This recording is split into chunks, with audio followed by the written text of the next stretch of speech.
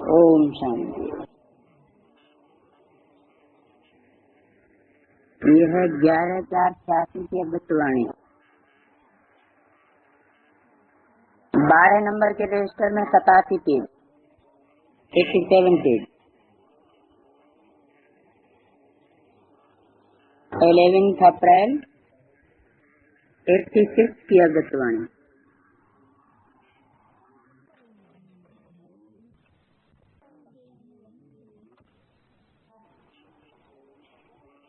सभी बच्चों की श्रेष्ठ तकदीर की तस्वीर देख रहे हैं।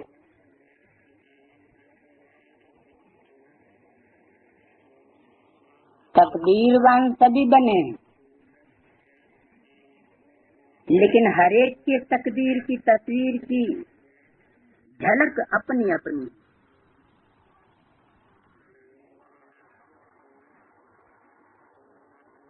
जैसे कोई भी तस्वीर बनाने वाले तस्वीर बनाते हैं, तो कोई तस्वीर हजारों रुपए के दाम की अमूल्य होती है और कोई तस्वीर साधारण भी होती है।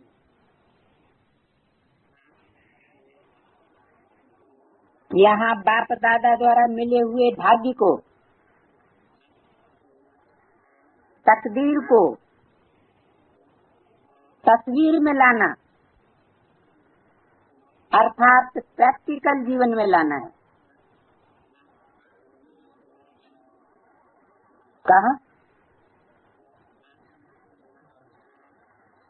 यहाँ बाप दादा के पास, क्योंकि में प्रैक्टिकल नहीं होता है।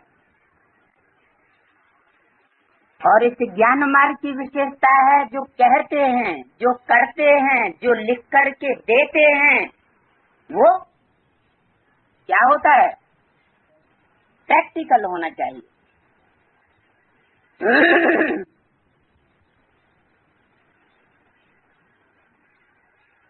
तो तकदीर को तस्वीर में लाना, इसका मतलब क्या हुआ? बाप दादा तो तकदीर की तस्वीर बनाने आए हैं, लेकिन तस्वीर तकदीर वाली कब बने? जब प्रैक्टिकल जीवन में आ जाए।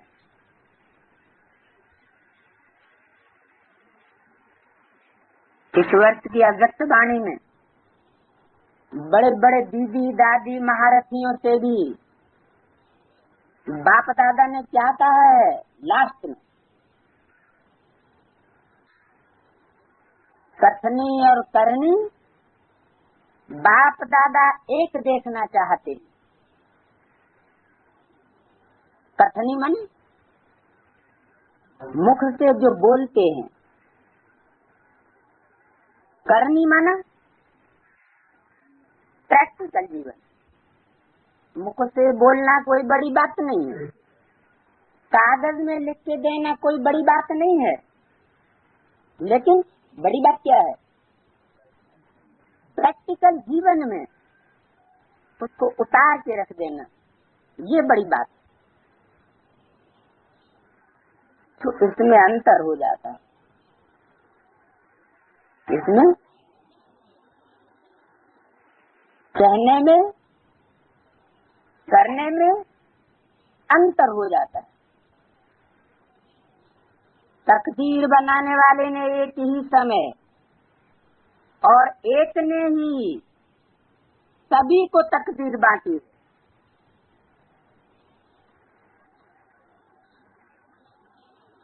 किसने बांटी है?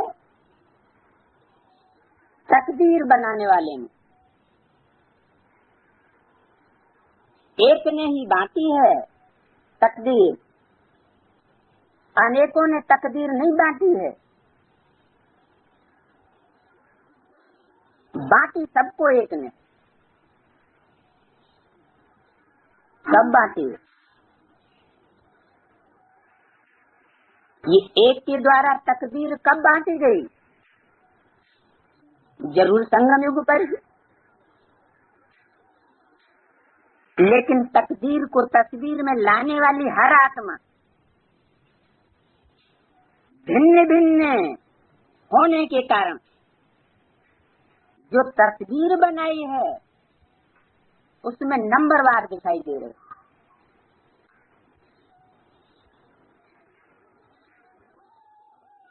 कोई भी तस्वीर की विशेषता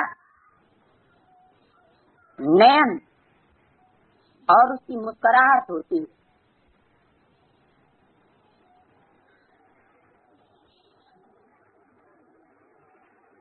इन दो विशेषताओं से ही तकदीर का मूल्य होता है। कौन सी दो विशेषताएं? आंखें और मुख की मुस्कुराहट।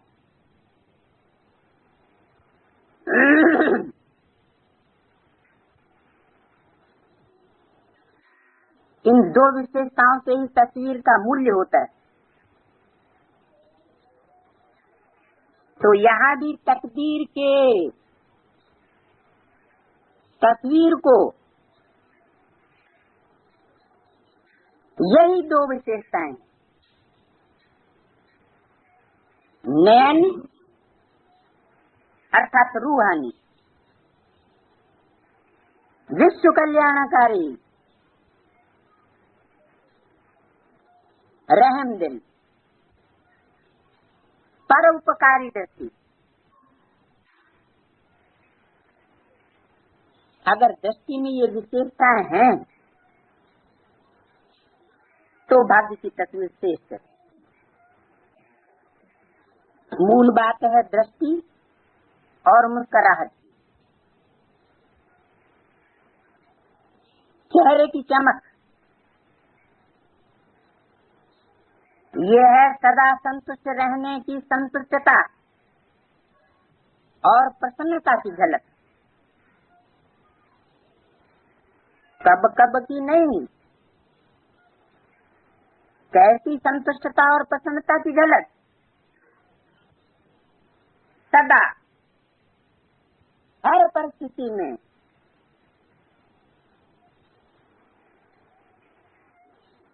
इसी विशेषताओं से सदा चेहरे पर रूहानी चमक आती, रूहानी मुस्कान अनुभव होती है। ये दो विशेषताएं तकदीर की तस्वीर का मूल्य बढ़ा देती। तो आज बाप दादा यही देख रहे थे।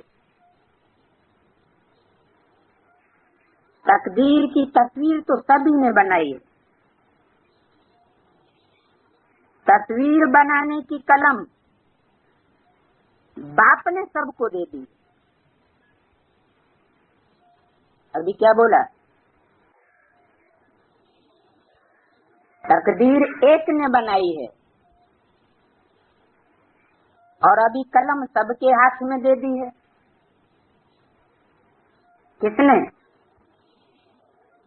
एक ने। उस एक ने सबके हाथ में अपनी अपनी तकदीर बनाने की कलम दे दी है, जिसको गीतों में गाया है, तकदीर मुट्ठी में है हमारी, मुट्ठी में है तकदीर हमारी। तो कब है? कौन सी युग में है? संगम युग।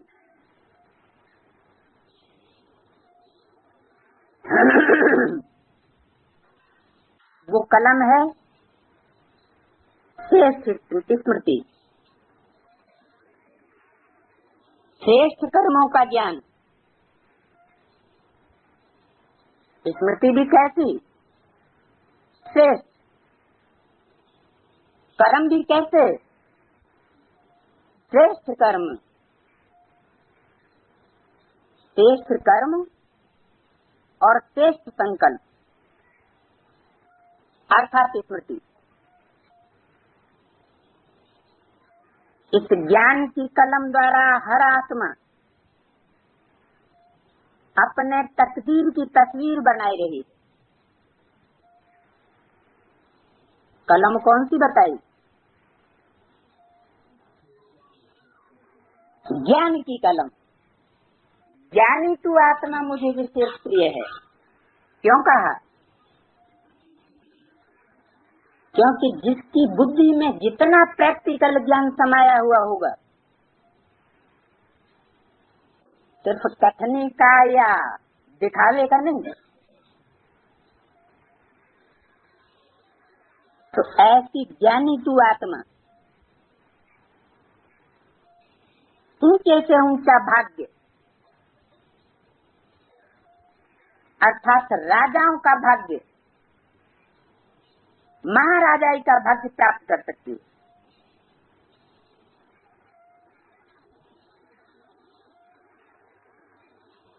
और बहुतों ने अपनी तकदीर बना भी ली,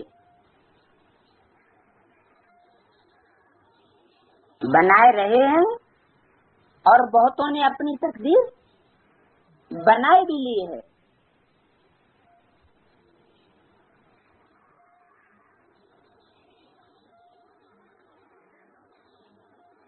तकदीर तो बन गई है, फिर कमी किस बात की? नैन चैन भी बन गए हैं।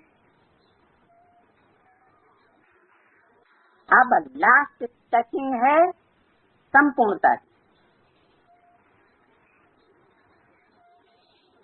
बाप समान बनने की।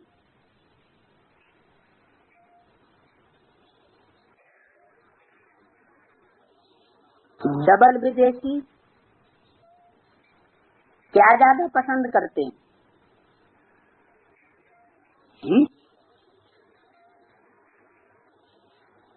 डबल विदेशी चित्रकारी ज्यादा पसंद करते, चित्र बनाना ज्यादा पसंद है।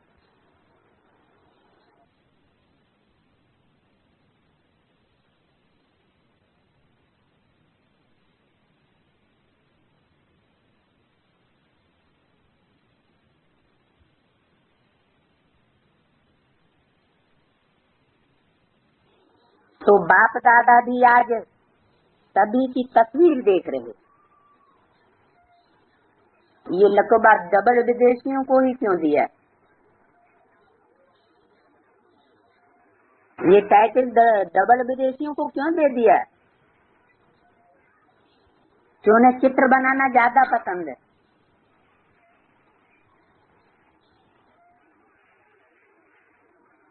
क्योंकि बाप और बाप के दिए हुए ज्ञान को और बाप के बच्चों को पहचानना ज्ञान की दृष्टि के आधार पर, इसमें डबल विदेशी आगे जाते। इसीलिए बोला है कि डबल विदेशी बाप को प्रत्यक्ष करते। मानो बाप का चित्र अपनी बुद्धि में सबसे पहले कौन बनाते हैं? डबल विदेशी। भारतवासियों के लिए नहीं कहा। जिसकी अपनी बुद्धि में बाप का चित्र नहीं खींचेगा, तो वो दूसरों के सामने उस चित्र को प्रत्यक्ष नहीं कर सकता।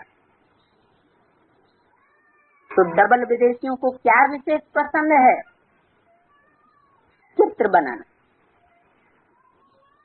तो बाप दादा भी आज सभी की तस्वीर देख रहे।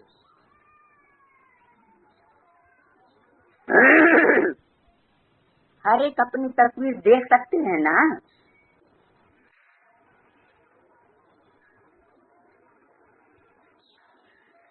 तो बाप दादा भी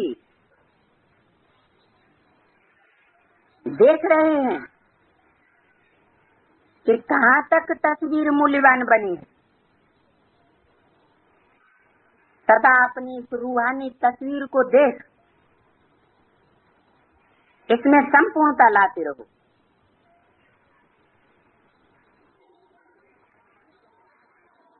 विश्व की आत्माओं से तो श्रेष्ठ हो ही, इसमें तो कोई शक नहीं।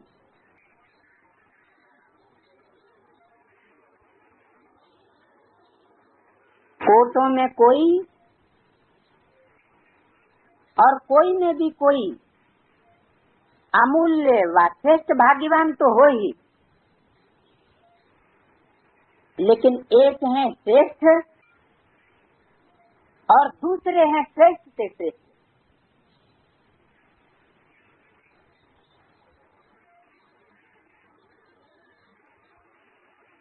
तो श्रेष्ठ बने हैं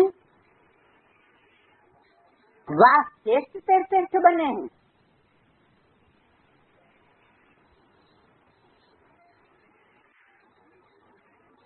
क्या पूछा? एक तो श्रेष्ठ, ये सेकंड क्वालिटी हुई, और फर्स्ट क्वालिटी श्रेष्ठ से श्रेष्ठ, और थर्ड क्लास की तो बात ही नहीं करते। वो कौन सी हुई? श्रेष्ठ नहीं, लेकिन श्रेष्ठ नहीं होंगे तो क्या होंगे? बोलना ही बेकार। क्या होंगे? भ्रष्ट।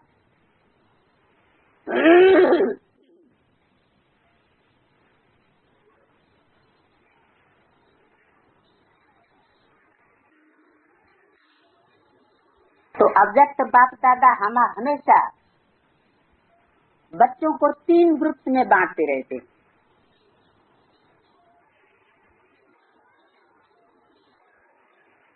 तो श्रेष्ठ बने हैं व श्रेष्ठ से श्रेष्ठ बने हैं। पूछा, ये अपन को चेक करना है। समझा? डबल विदेशी रेस करेंगे ना इस बात में, श्रेष्ठ से श्रेष्ठ बनने में, श्रेष्ठ से श्रेष्ठ अपना चित्र तैयार करने में पुरुषार्थ की रेस करेंगे ना। आगे नंबर लेना है व आगे वालों को देख करके खुश होना है।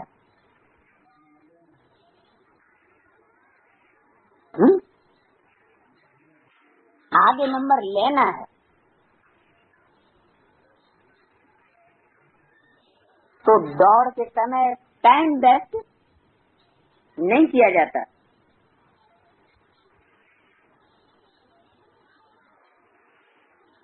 हाँ, देख देख करके खुश होना भी आवश्यक है,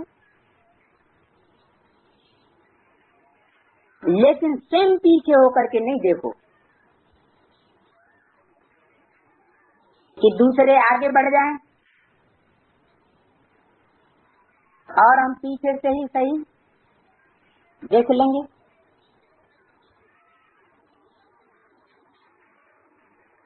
है कि नहीं? आगे बढ़ने वाले जो श्रेष्ठ से श्रेष्ठ हैं,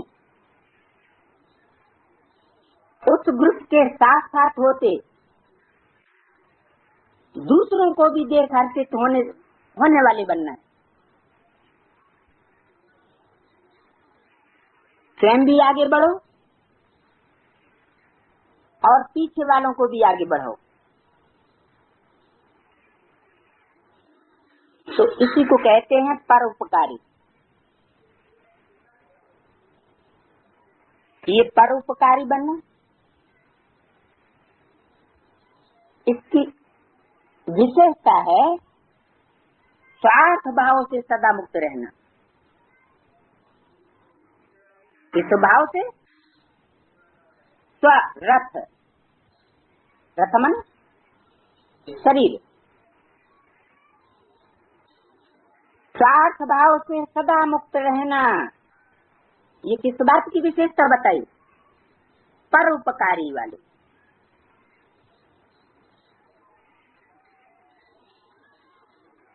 हर परिस्थिति में क्या अच्छी परिस्थितियों में तो सब परोपकारी बन लेते हैं।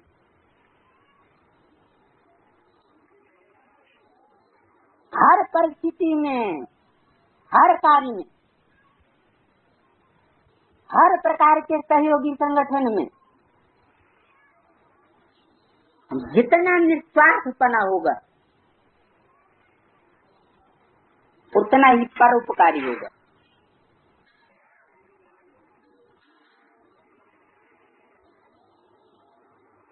और अपने रथ का बहाना आया,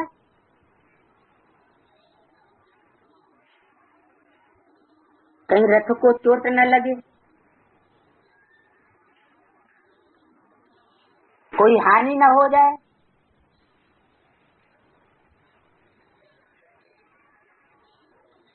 कोई घाटा न पड़ जाए,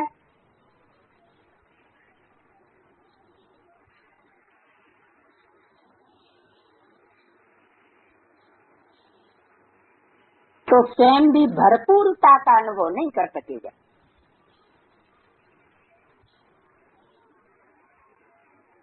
तो सदा प्राप्ति स्वरूप की स्थिति में होना है। सब परोपकारी की लास्ट स्टेज अनुभव कर सकेंगे और दूसरों को भी करा सकेंगे। जैसे ब्रह्मा बाप को देखा,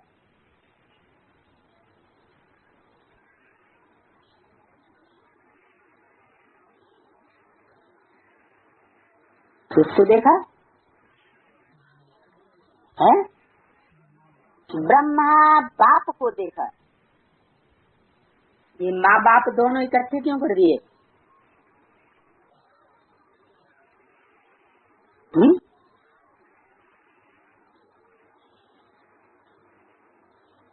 या ब्रह्मा को ही बाप बताए दिए?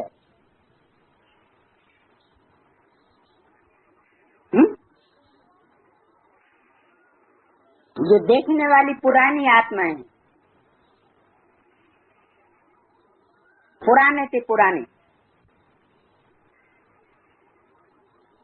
इस जन्म में भी दोबारा जन्म लेकर के भला आए, लेकिन आत्मा ने तो शरीर के चक्षुओं से देखा ही है। किन दोनों को? किन दोनों को देखा? ब्रह्मा और बाप को। जहाँ ब्रह्मा बाप शब्द आता है वहाँ उसका गलत अर्थ नहीं लगाना कि ब्रह्मा ही बाप है, नहीं। जैसे लौकिकता की भाषा में बोला जाता है माँ बाप, वो तो हद के होते हैं, बड़े से बड़े नहीं होते हैं। और यहाँ बेहद ब्राह्मणों की दुनिया में माँ बाप कैसे हैं? जितने भी बाप हैं वो सब हद के हैं, नंबरवार छोटे, लेकिन वो है ब्रह्मा, माना बड़ी माँ, जिससे बड़ी माँ कोई होती नहीं। तो बड़ी माँ का बाप भी कैसा होगा? बड़ा ही होगा। तो बेहद शक्ति से माता पिता से मतलब है। जैसे ब्रह्मा बाप को देखा, लास्ट समय की स्थिति में भी उपराम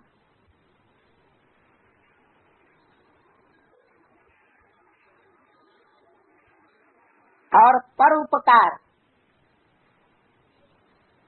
ये विशेषता सदा देखी।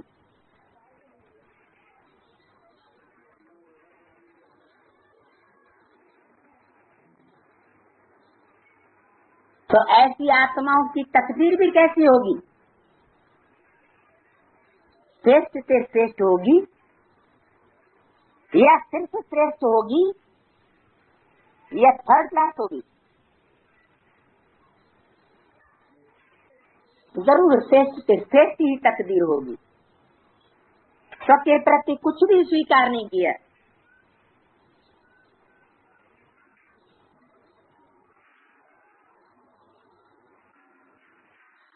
माना प्रैक्टिकल जीवन दिखाया। भक्ति मार्ग में तो सिर्फ कहते हैं तन मन धन सब तेरा, क्योंकि भक्ति मार्ग में तो भक्तों को बड़ा स्वार्थ होता है, देह का अहंकार होता है। इसलिए सिर्फ मुख से कहते हैं। क्या क्या कहते हैं? तन मन धन सब तेरा, क्या लगे मेरा। में नहीं होता, प्रैक्टिकल में परोपकारी नहीं होते।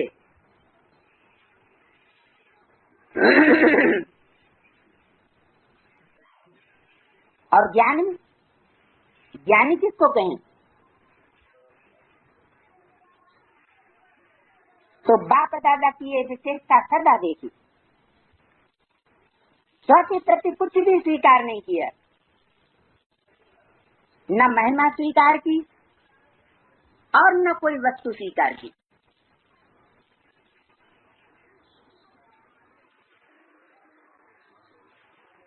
न रहने का स्थान स्वीकार किया,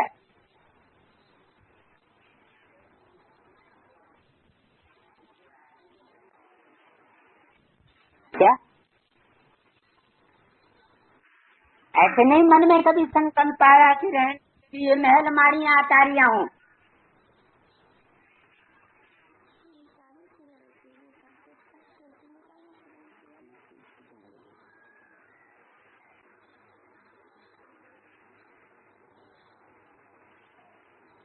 यह है श्रेष्ठ के श्रेष्ठ तकदीर बनाने वालों की निशानी।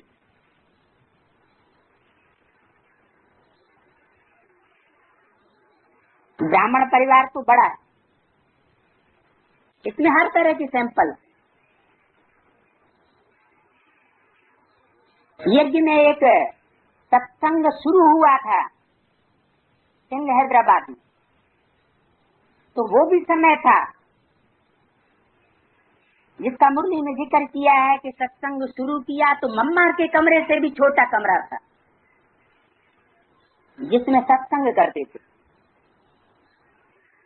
ऐसे नहीं भाव आया कि बड़ा स्थान हो,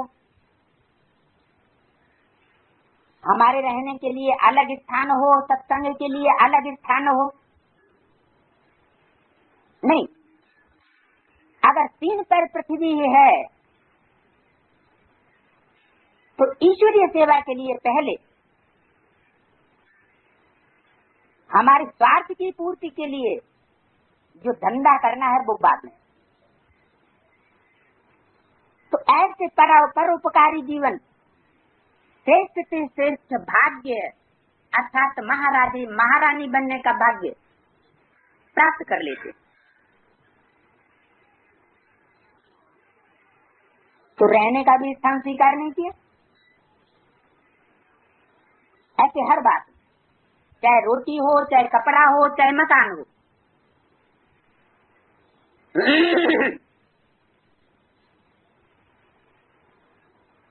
और आजकल के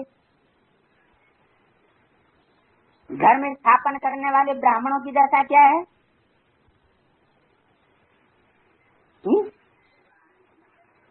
जिज्ञासुओं के बाल बच्चों को चाहे दूध न मिले, रहने के लिए मड़ैया न मिले, लेकिन धर्म स्थापना करने वाले ब्राह्मणों के लिए महल मालियां अटारियां जरूर होनी चाहिए।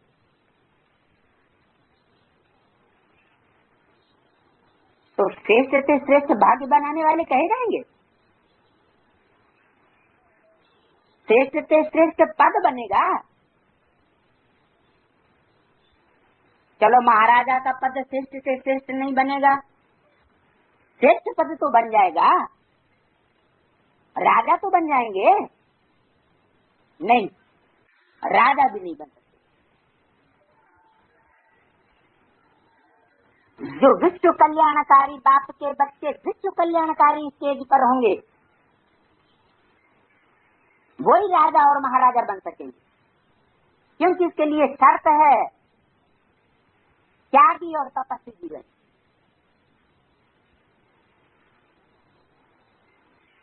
परोपकारी जीवन, स्वार्थी जीवन नहीं। प्रैक्टिकल में इसकी परीक्षा ली जाएगी।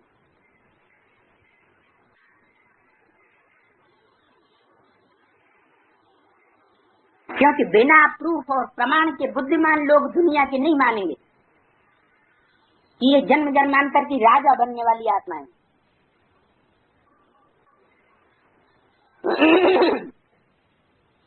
बाप को तो अपने बच्चों की तस्वीर प्रत्यक्ष करनी है संसार के सामने।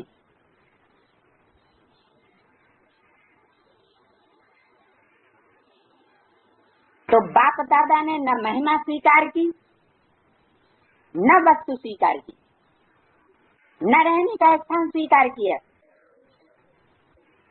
कब की बात बताई? ये बात कब की बताई?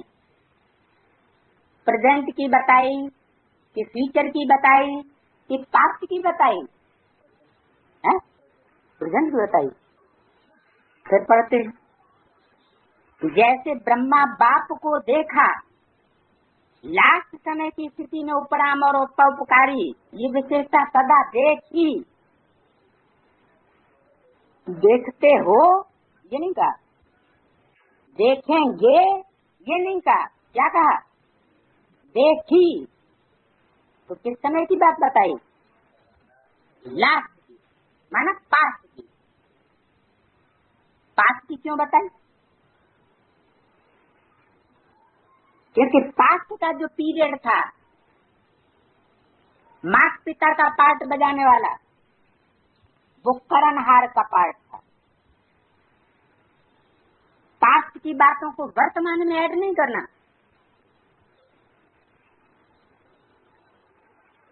क्यों? ब्रह्मा बाप ने जो पास्ट में पार्ट बजाया है, वही करणहार का पार्ट था। उस समय करावनहार का पार्ट नहीं था। और अब ये आस नहीं रखना कि बाप खुद क्या कर रहा है। क्यों? क्योंकि बाप इस समय करणहार की स्टेज पर नहीं। बाप बच्चों से कराएगा। खुद करे या न करे, इसमें भी राज छुपा हुआ है। तो देखा कि ब्रह्मा बाप ने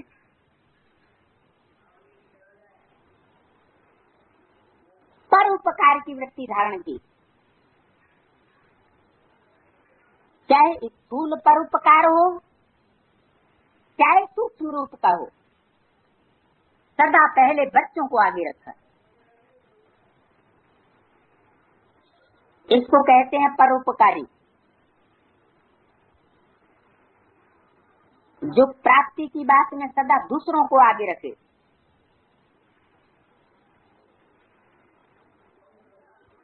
और त्याग की बात में सदा अपने को आगे रखे। यही संपन्नता की, संपूर्णता की निशानी है। समझा? मुरलियां तो बहुत सुनी। पढ़ाई का टाइम कितना बताया? 50 साल।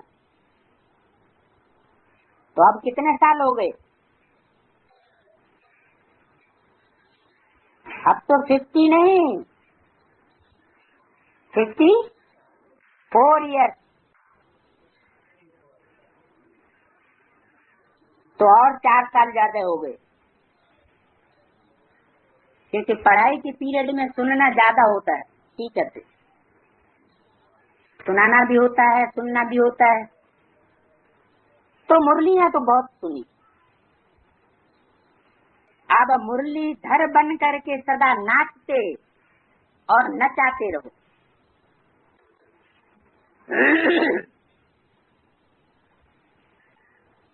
क्या कहा? मुरली सुनना और सुनाना बात अलग, और मुरलीधर बनना और दूसरों को बनाना प्रैक्टिकल लाइफ में, ये अलग बात। मुरलीधर माना जो मुरली है, 11/4 का था अगतवाणी, 12 नंबर के रजिस्टर में 87 पेज, तीसरे पैराग्राफ की शुरुआत। तो बोला कि मुरलीधर बन सदा नाचते और नचाते रहना। तो मुरलीधर बनने वालों की निशानी क्या बताई? सत्य तो बिठो नत्य, माना जो सच्चा होगा वो सदा हर परिस्थिति में संगम की दुनिया में उसकी क्या विशेषता होगी? क्या करता रहेगा? है? नाचता रहेगा। दुनिया में काल मंडरा रहा होगा, मौत ही मौत दिखाई पड़ रही होगी लोगों को, और वो क्या करेगा? है? नाचता रहेगा। उदय शंकर जी कहाँ है? आपका नाम उदय शंकर है, डांस किसका प्रसिद्ध है? आज की पुरानी दुनिया में भी डांस किसका प्रसिद्ध है? उदय शंकर डांस।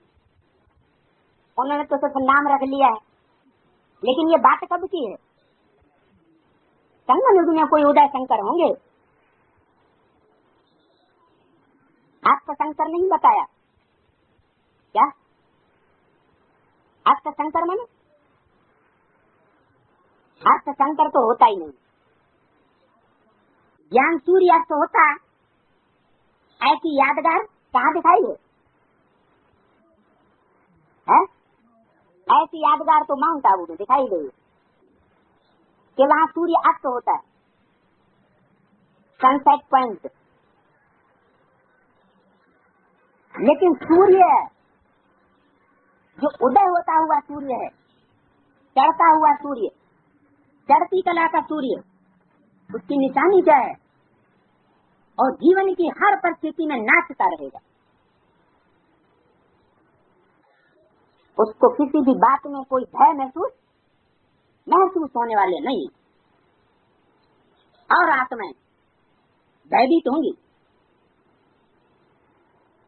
जैसे जहाज है,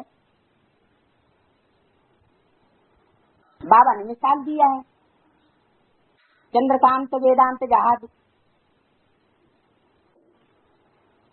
जिसको चढ़ कर के पार होना है। भक्ति मार्ग में भी मिसाल है, शंकर चाप जहाज, यही चढ़ उतर है पार नर।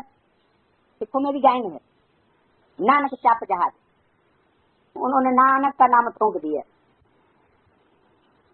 वास्तव में परमपिता परमात्मा शिव के पार्ट की बात, कि वो पार्ट जो सत्य की नैया है, वो कितनी भी डोलती रहे, लेकिन जो शक्ति कमजोर आत्मा होंगी वो हिलेंगी, घबराएंगी। लेकिन पक्की और मजबूत आत्माएं, श्रेष्ठ से श्रेष्ठ तकदीर बनाने वाली आत्माओं की निशानी क्या होगी? वो नाचती रहेंगी। तो दुनिया में भल विनाश बरपा होता रहे, कयामत ही क्यों ना आ जाए, ऐसी परिस्थितियां क्यों ना आ जाए, लेकिन वो नाचने की स्टेज में रहें। नाच भी कैसा नाच है? नंगा नाच। नंगा नाच मानो एक तो वस्त्र पहन करके डांस होता है, और दूसरा नंगा नाच। इतनी खुशी चढ़ गई कि दुनिया के लोक लाज रूपी आवरण की कोई परवाह नहीं, सब उतार के फेंक दिया।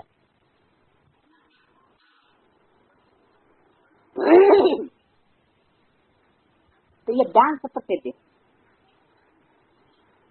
लेकिन कौन नाचेंगे? जो ऐसे मुरलीधर बने होंगे, मुरली को प्रैक्टिकल जीवन में धारण किया होगा, सिर्फ कथनी तक नहीं। मुरली से सांप के विष को भी समाप्त कर लेते हैं। क्या? वो बीन बजाने वाले देखे हैं? वो भी एक तरह की मुरली ही होती है। सपेरे क्या करते हैं? है?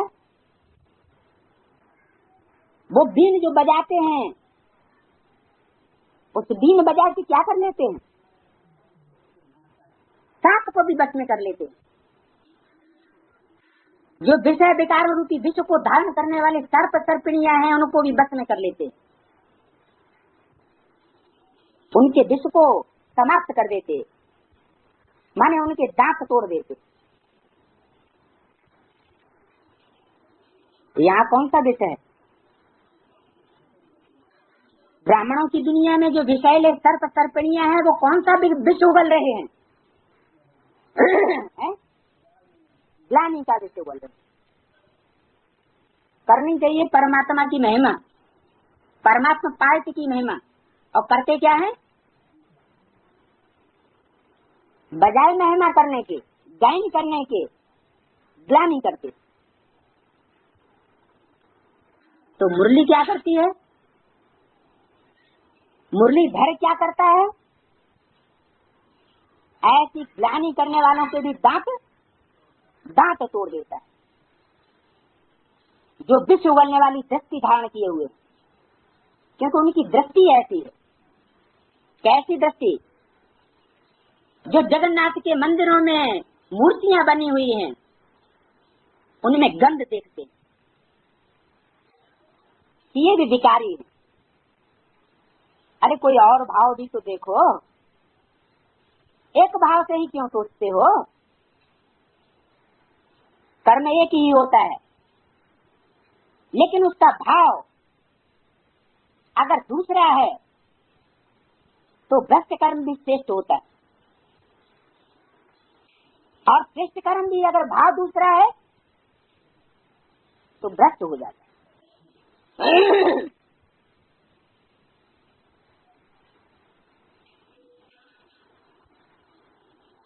तो आप मुरलीधर बनकर के सदा नाचते रहो और नचाते रहो।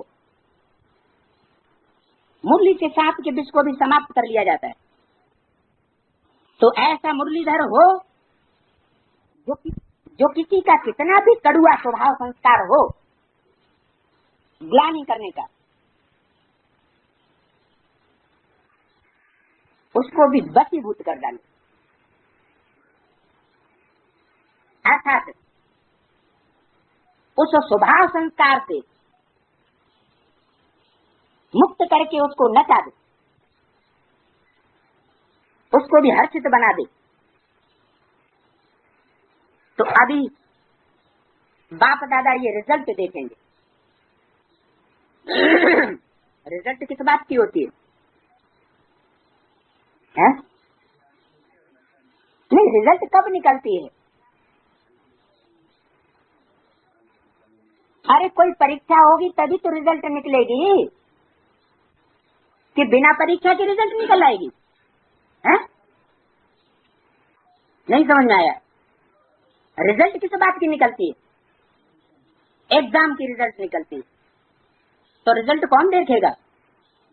बाप दादा रिजल्ट देखेंगे। किस बात की रिजल्ट देखेंगे? है? अरे इम्तिहान की, क्योंकि बच्चे भी प्रैक्टिकल स्टेज में और बाप भी प्रैक्टिकल स्टेज में है। तो अभी ये रिजल्ट देखेंगे कि कौन कौन ऐसे योग्य मुरलीधर बनते हैं। मुरलीधर माना ऐसी बात सुनाए जिससे सब हर्षित हो जाए, क्या भी परिस्थिति हो, क्या भी वातावरण हो, लेकिन दूसरे के मन को चंगा कर दे, खुश कर दे। तो देखेंगे कौन कौन ऐसे योग्य मुरलीधर बनते हैं। मुरली से भी प्यार है, मुरलीधर से भी प्यार है, लेकिन प्यार का सबूत है जो मुरलीधर की शुभ आशा है हर बच्चे के प्रति, वो शुभ आशा प्रैक्टिकल में करके दिखाना प्यार की निशानी है। जो कहते हैं वो करके दिखाना। तो ऐसे मास्टर मुरलीधर होना ना लगाए देते। ये बातचीत करने का कौन सा तरीका कि हर बात में ना लगाए देते। सीधा सीधा कहते हैं ऐसे मास्टर मुरलीधर हो, सीधा वरदान ही दे दे। इसका मतलब कोई ससोपन की स्टेज में भी है, इसलिए ना लगा देते। ऐसे मास्टर मुरलीधर हो ना, इसका मतलब कोई कोई नहीं भी है। तो आगे बोला बनना ही है, यानी बनना ही पड़ेगा। क्या? मास्टर मुरलीधर। एक होता है मुरलीधर, मुरली को धारण कर लिया है, खुद के पांव टेढ़े हैं, इसके पांव टेढ़े दिखाई जाते हैं भक्ति मार्ग में, हैं? कृष्ण के पांव टेढ़े दिखाई जाते हैं। अरे सीधे सीधे खड़े हो जाओ ना। भक्ति मार्ग में टेढ़े पांव क्यों दिखाई जाते हैं? राष्ट्रीय पक्षी मयूर है तो देहाभिमान की पूंछ भी बड़ी सुंदर है, बड़ी रहस्य युक्त है, भारी भी बहुत है।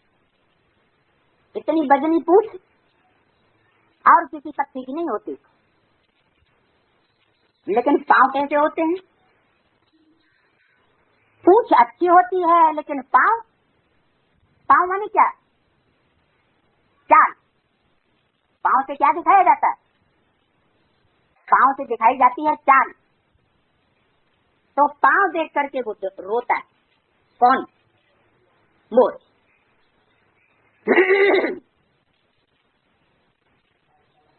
चलन ना, तुम्हारी चलन कैसी है? तो चाल अड़बंगी।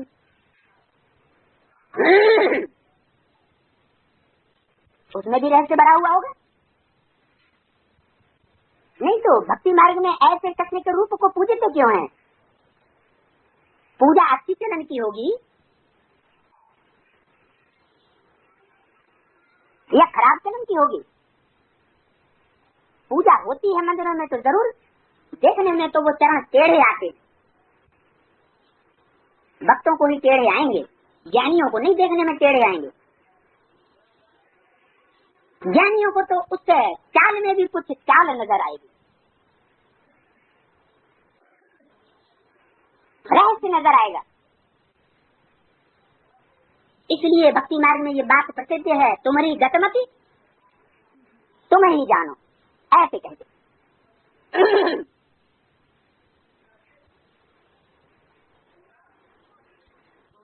तो प्यार की निशानी है जो कहा वो करके दिखाना।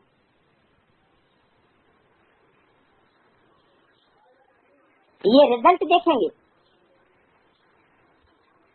परीक्षा की ये रिजल्ट देखेंगे। तो ऐसा मास्टर मुरलीधर बनना ही है, सब नहीं बनेंगे। क्या बताया? सब नहीं बनेंगे। दूसरा पेज। तो जो सब नहीं बनेंगे, कोई कोई बनेंगे। तो जो बनेंगे वो कब बनेंगे?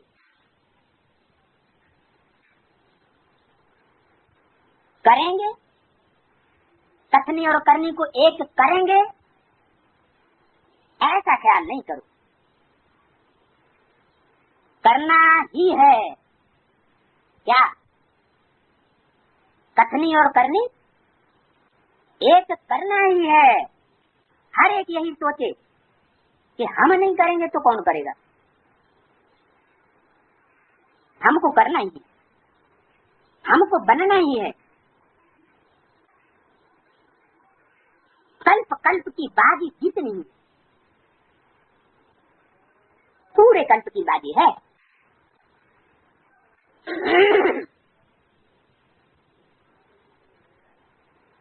तो फर्स्ट डिवीजन में आना है, माना कैसा बनना है, श्रेष्ठ बनना है या श्रेष्ठ से श्रेष्ठ बनना है, श्रेष्ठ से श्रेष्ठ बनना है, ये दृढ़ता धारण करनी है। तो कोई नई बात कर रहे हो क्या? कितनी बार की हुई बात को सिर्फ लकीर के ऊपर लकीर खींच रहे हो। 5000 वर्ष पहले भी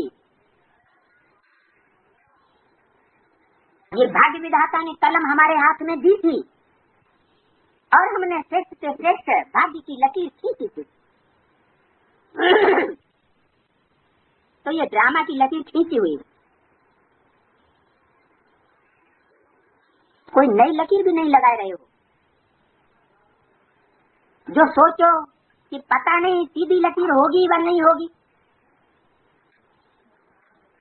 कल्प कल्प की बनी हुई प्रारब्ध की लकीर है, जिसको सिर्फ बनाते हो।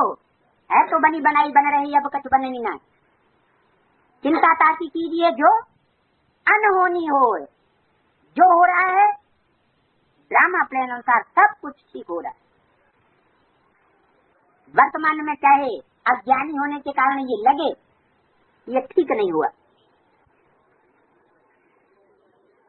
लेकिन लास्ट में सब संतुष्ट हो जाएंगे कि जो होना था वो सब कल्याणकारी ही हुआ। ब्राह्मणों के जीवन में कभी कुछ अकल्याणकारी होता ही नहीं, हो नहीं सकता, क्योंकि कर्मों के फल का हिसाब है। क्या क्या हिसाब है? हाँ, का ध्यान देना चाहिए। कोई हमारे साथ कोई कर्म कर देता है, मान लो दुखदाई कर्म कर देता है, तो क्यों किया उसने? है? कोई न कोई हिसाब किताब है। पूर्वजन्मों का हिसाब किताब नहीं हो तो कोई कुछ कर सकेगा क्या? कुछ नहीं कर सकता। बाकी नई बात क्या है? ये तो बहुत पुरानी बात हुई, कल्प कल्प की पुरानी बात हुई। तो ये है अटल निश्चय, इसको दृढ़ता कहते हैं, इसको तस्वीर मूर्त कहते हैं। हर संकल्प में दृढ़ता, माना तपस्या। अच्छा, बाप दादा हाईएस्ट भी है और होस्ट भी। क्या क्या क्या है? हाईएस्ट भी है, ऊंचे से ऊंचा भी है। ये कहने की क्या जरूरत पड़ गई है? ये कहने की जरूरत क्या है कि बाप दादा हाईएस्ट है, जब है ही बाप दादा हमारे परिवार का, तो क्या होगा? है हाईएस्ट ही होगा ना। इसका मतलब कुछ बच्चे हैं जो बाप दादा को भी क्या समझने लगे या समझते हैं, है? कि भ्रष्ट से भ्रष्ट है, ये क्या महाराजा बनेगा? है?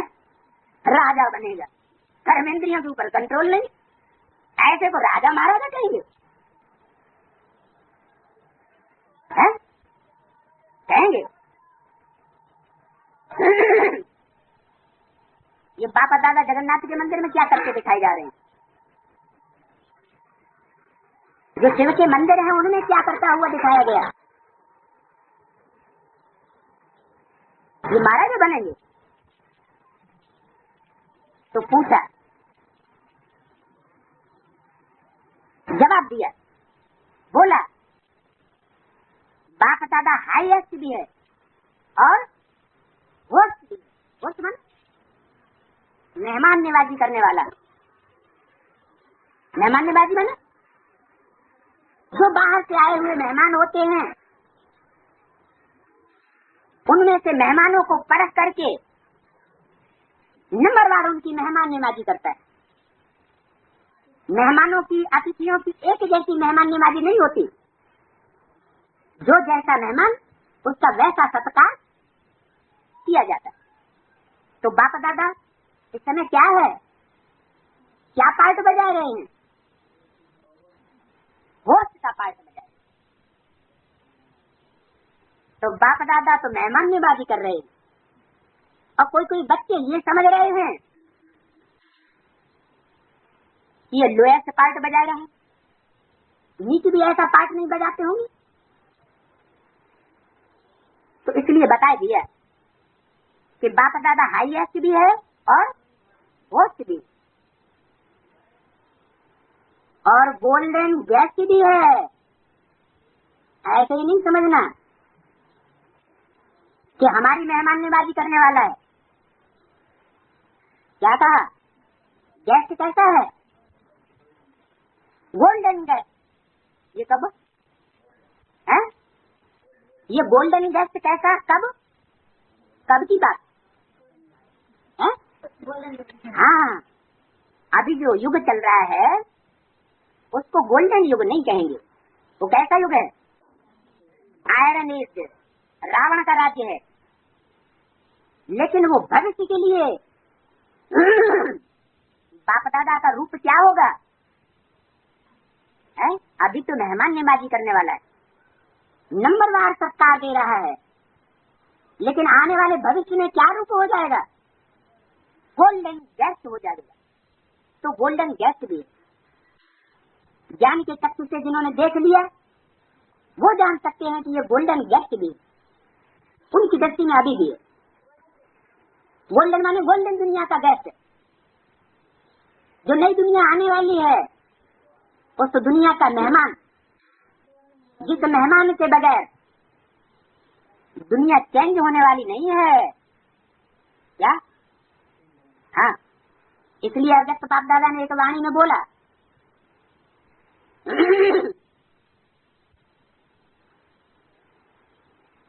कि किसका इंतजार कर रहे हो? अपनी तस्वीर बनाने के लिए, परिस्ताई तस्वीर बनाने के लिए किसका इंतजार है? चीफ गेस्ट को बुलाएंगे क्या? बढ़िया तस्वीर बनाने के लिए किसको बुलाएंगे? ऐसे इशारा दे दिया। कब बनेगी वो बढ़िया तस्वीर? चीफ गेस्ट आएगा तब बनेगी। चीफ गेस्ट कौन सा है ब्राह्मणों की दुनिया से? है? जो आएगा तो सबके फरिश्ताई चेहरे बन जाएंगे। बनना ही पड़ेगा। अभी इशारा दे दिया। बोला क्या? बोला बनना ही पड़ेगा। तो किसका इंतजार है? चीफ गेस्ट का इंतजार है। अच्छा,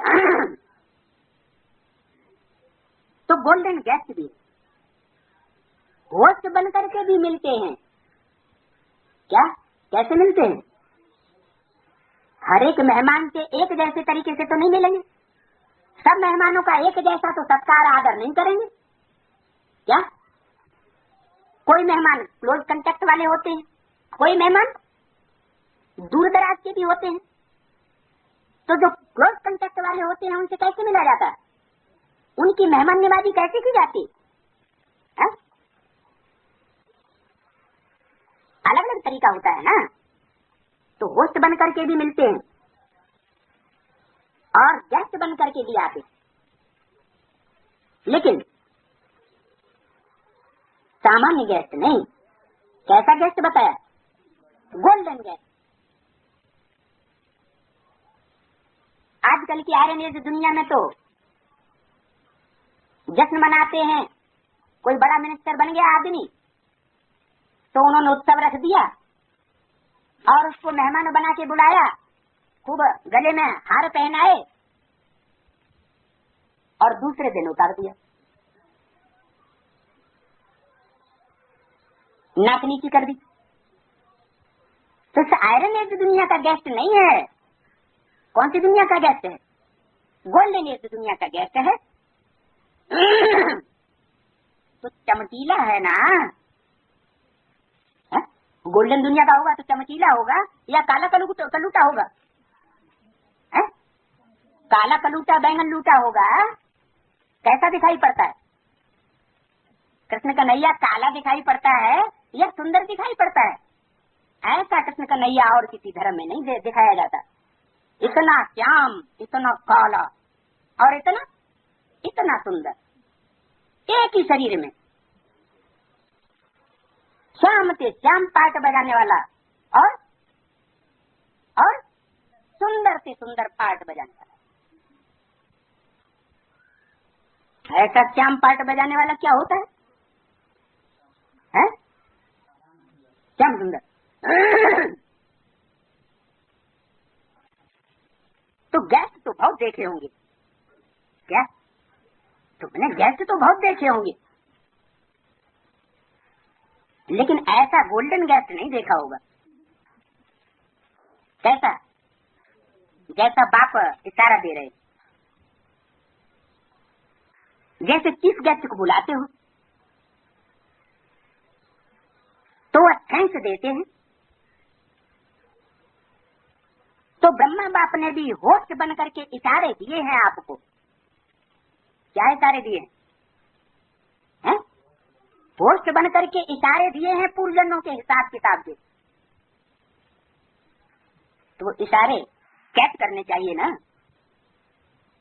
नहीं कैच करने चाहिए? कैच करने चाहिए ना? होस्ट बनकर इशारे दिए और गेस्ट बनकर सबको मुबारक दे रहे हैं। मुबारक हो, मुबारक हो, खूब आए, तो मुबारक दे रहे। जिन्होंने पूरी सीजन में सेवा की उन सबको गोल्डन गेस्ट के रूप में बधाई भी दे रहे। सबसे पहली मुबारक किसको है? औरों को तो बाद में मुबारक देते हैं ऐसी, लेकिन सबसे पहली मुबारक किसको देते हैं? ना, दीदी दादियों को। मधुवन निवासियों को भी नहीं। मधुवन निवासी तो बहुत हैं। ऐसी जो मुबारक जो दी है नंबरवार, तो पहली पहली मुबारक किसको दी है? इशारा दिया ना। पहली पहली मुबारक किसको दी? निमित्त दादियों को। कहाँ की दादियों को? ब्राह्मणों की उस दुनिया की दादियों को नहीं। ब्राह्मणों की उस दुनिया में जैसे पुरानी पुरानी दीदी दादियां हैं, वैसे एडवांस पार्टी में भी पुरानी पुरानी दीदी दादियां हैं जिनको बाप दादा पहले मुबारक देते हैं।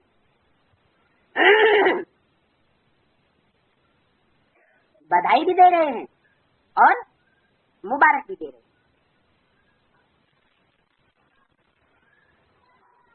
बाप दादा निर्विघ्न सेवा की समाप्ति की मुबारक दे रहे हैं।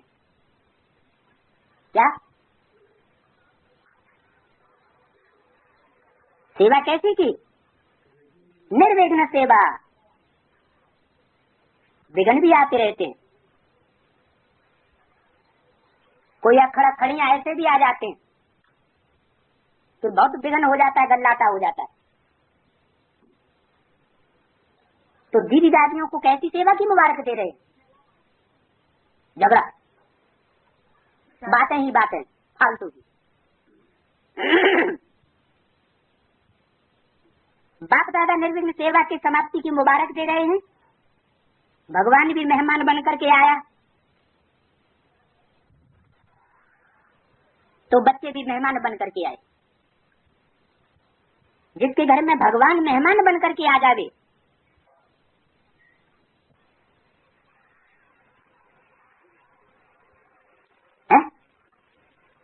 जिनके घर में भगवान मेहमान बन करके आ जावे, बैठे ज्ञान रत्नों का थाला हाथों में ले ले। कौन? ऑस्ट्रेलिया निवासी। तो वो कितने भाग्यशाली होंगे? किसको याद दिलाया? जिन्होंने घर बैठे भगवान को